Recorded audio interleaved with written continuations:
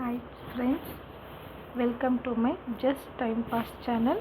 இன்றைக்கி நம்ம சேனலில் ரசப்பொடி எப்படி அரைக்கிறதுன்னு பார்க்கலாம் வாங்க. என்னென்ன பொருள்ன்றதை நான் டிஸ்கிரிப்ஷனில் சொல்கிறேன். ஃபஸ்ட்டு ஒரு கப்பில் மிளகு எடுத்து நல்லா ஆயில் இல்லாமல் போட்டு இந்த மாதிரி ஃப்ரை பண்ணிக்கோங்க. ரொம்ப வறுக்க வேண்டாம், ஒரு மிதமான சூட்டில் வறுத்தா போதும். ஒரு கப் அளவு மிளகு அப்படின்னா நீங்கள் 2 கப் அளவுக்கு ஜீரகம் எடுத்துக்கோங்க. அப்போ தான் ரசம் நல்லா டேஸ்ட்டாக இருக்கும்.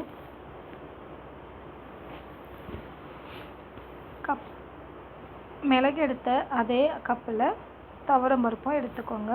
ஒரு சிலர் துவரம் பருப்பு கூட சிறுபருப்பு சேர்த்துப்பாங்க. உங்களுக்கு எப்படி வசதியோ நீங்கள் அப்படி சேர்த்துக்கலாம். மிளகு எடுத்த அதே கப் சைஸுக்கு தனியாவும் எடுத்து இந்த மாதிரி ஃப்ரை பண்ணிக்கோங்க.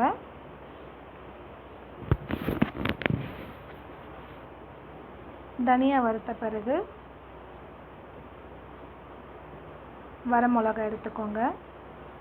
வரமிளகா நான் ஒரு 7 மிளகா தான் எடுத்திருக்கேன். ஏன்னா இது ரொம்ப காரமாக இருக்கும் எங்களுக்கு. ஸோ அதனால் நான் 7 எடுத்திருக்கேன். நீங்கள் ஒரு 10லேருந்து 12 மிளகா வரைக்கும் எடுத்துக்கலாம். வரமிளகா வறுத்த பிறகு ஒரு கைப்பிடி அளவுக்கு கருவேப்பிலை எடுத்துக்கோங்க. நல்லா வாஷ் பண்ணிவிட்டு நல்லா பேனில் போட்டு ஃப்ரை பண்ணிங்கன்னா இந்த மாதிரி மொறு மொறுன்னு ஆகிடுங்க. வறுக்காமல் அரைச்சிங்கன்னா ஒரு மாதிரி இருக்கும் ரசப்பொடி. அதனால் வறுத்துட்டு அரைச்சிங்கன்னா இந்த மாதிரி நல்லாயிருக்கும். அப்புறம் ரசப்பொடிக்கு டேஸ்ட்டுக்காக கொஞ்சமாக கடுகும் ஒரு பிஞ்ச் அளவு வெந்தயமும் சேர்த்துக்கோங்க. அதுவும் நல்லா பொரியிற அளவுக்கு வறுத்து விடுங்க. கருவேப்பிலெல்லாம் பார்த்தீங்கன்னா நல்லா இந்த மாதிரி கருக்கு முறுக்குன்னு இருக்கணும். அப்படி இருந்தால் தான் ரசப்பொடி நல்லா இருக்கும். நீங்கள் ரொம்ப நாள் வச்சு யூஸ் பண்ணலாம். அவ்வளோதாங்க. கடுகு நல்லா பொரிஞ்சிருச்சு பாருங்கள். பேன் ஆஃப் பண்ணிவிட்டு கடுகு எடுத்து அது கூட சேர்த்துக்கலாம்.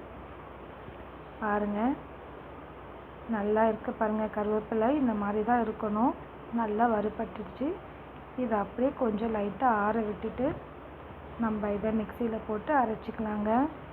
நீங்கள் இதை 1 மாதம் வரைக்கும் கூட வச்சு யூஸ் பண்ணலாம். மிளகாலாம் பாருங்கள், இந்த மாதிரி உடைச்சி விட்டால் நல்லா உடையணும். இது கூட கொஞ்சமாக புளி தக்காளி சேர்த்து கசக்கிட்டு ஒரு 5-6 இன்ச்சு பூண்டு தட்டி போட்டிங்கன்னா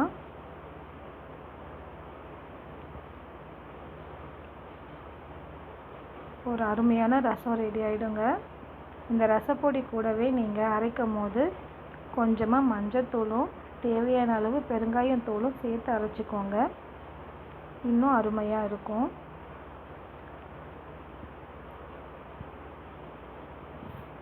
ஒரு 4 பேருக்கு செய்கிறீங்க அப்படின்னா ஒரு 2 ஸ்பூன் ரசப்பொடி போட்டிங்கன்னா போதுங்க. அதுவே மிக அருமையாக இருக்கும்.